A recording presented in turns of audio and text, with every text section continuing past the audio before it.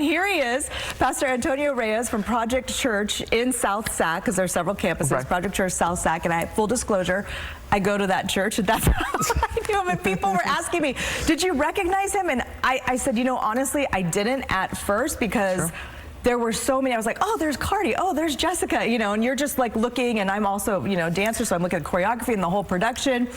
But I was like, gosh, that guy really looks familiar. I thought you didn't recognize me because I was wearing a suit, because I never wear a suit. He never wears a suit in church. He dresses more like this. He's a very good dresser, but you know, you never wear this. And it wasn't a big deal that he wasn't there yesterday in church, because pastors, especially a bigger church, they kind of float around and they do this. So was this the biggest secret you've had to keep from your congregation ever?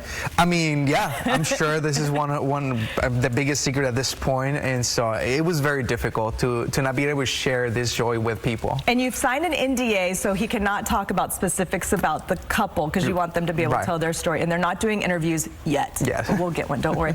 But let's start. How did this all start? It's 3 weeks ago it started, right? You know, I've been pastoring for quite some time, and I pastored in LA for some time, and I had connections with people in the industry. And so one day, so random, I received a call from one of my friends. Can you say who that friend is? Yeah, her name is Nikki. But it's through Carol G, right? Or who? Yeah, she was hanging out with some friends as well that are connected in the industry, and their manager called, Becky G's manager called. And so they were looking for a minister to marry this couple, but they didn't know for what. So they called me and said, hey, listen, we have this pastor. I think he would do a great job. And so they called me, hey, Antonio, listen, this couple wants to get married. We don't know if it's a celebrity. We don't know what it is for. But are you open? And I said, sure, let's have the conversation. Why not? Did they tell you it's a part of the Super Bowl? Did they tell you it was Super Bowl? At this point, I don't know anything besides I'm going to have a conversation with a couple. To get married? To get married. It could just be a regular wedding. It can be anyone. With 5 people there. Sure. Not millions. Nope. Okay. All right, keep going. And so as I'm like... this is 3 weeks ago. Like a little over 3 weeks ago, yes. And so as I'm having this conversation, in a matter of hours, I received the NDA, and I'm waiting for my wife for her to come and help me sign it because I want to know what I'm reading. Right. And so non-disclosure agreement. I haven't read anything. Right. And so as soon as she's reading it, she starts screaming and yelling, you know, like, oh my gosh. And I'm like, what's going on? And so this is where we find out it was going to be for the Super Bowl. But at that point, I'm confused. I don't know. Am I marrying Benito? What is happening? You know. So it said Bad Bunny in the non-disclosure agreement. And so she's screaming. She's screaming and she's screaming. And so at that point, I'm like, listen, I don't know what's happening. And so as we have more conversations with the team, there was more clarity into what was my role. And so, I mean, it was super fun to be able to engage in that. And so it's an honor for me to be able to be part of such a monumental moment. Okay, so fast forward to a week ago, because you had to get to Santa Clara for rehearsals a week ago. Correct. Correct, yes. And then tell us how that all went. Yeah, I mean, I was there for a whole week. I mean, I have a whole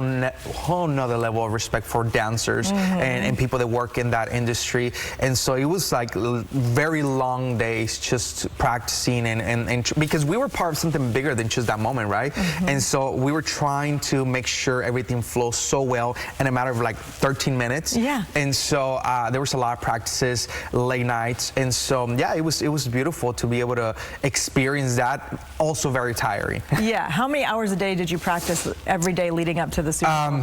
I mean, I want to say there were days over, I wouldn't say almost close to 10 hours. Yeah. We were just there, and we would get to the hotel almost at midnight. And were you in Levi's Stadium doing the practices every day, or sometimes they start in a hotel banquet hall and then they move you to we outside? started the first couple of the days in a field next to the stadium, and so we did all of that there. And then the last, I want to say the last 3 days, that's when we came into the Levi's Stadium, and so that was awesome too. And so just in case you missed it, and I know a lot of people wondering, you did not know the couple beforehand. You basically, did you meet them? Were they there for all the rehearsals? Yeah, they were there. You met them that week, so you started getting to know them. No, I met them weeks prior to the event. As soon as they approved for me to be part of that, that's when we start having the conversations with them, and a very lovely couple. And then, yeah, it was amazing. So as I'm watching it, I'm thinking, wait, are they really doing the vows? Were you really doing the vows, but you actually really married them 2 hours before the halftime show, right? Yeah, we have a moment, and once again, I feel like this is going to be something that I wanted the couple to share their story and their experience. And so, yeah, there was something that happened before and prior to that moment, but we were trying to make it very legit. to the So moment. you did marry them 2 hours before, but during the actual ceremony, when you were up there, you had a bike guide. Were you really having them say, like, do you take her? Right. Do you take him? Right. I mean, we literally were trying to make it as official possible. Yeah. Because that was what it was asked from us. Yeah. Were you talking though and saying things, like really saying things to them, and they were repeating after you? No, not at that moment. We try to make sure that happened before everything. Yeah. Okay. Yeah. So you were, but he really was Benito really was the witness to it. Right. The team disclosed that he was a witness. Yeah. Oh my goodness. Yeah. So yeah, this is quite the story to tell. Yeah, definitely. And your wife, I love that she started screaming when you realized, oh wait, this is Bad Bunny. What else did you take away from this whole experience and millions of people? Yeah, I mean, honestly, it was a beautiful experience to be able to be part of such a monumental moment. You know, I'm Mexican, you know, as a Latino, to be able to be part of that. As soon as I step into the field, I think the first time I practiced, I was very emotional because I just feel like that moment was beyond just about, it was not just a show, it was what it represented to us.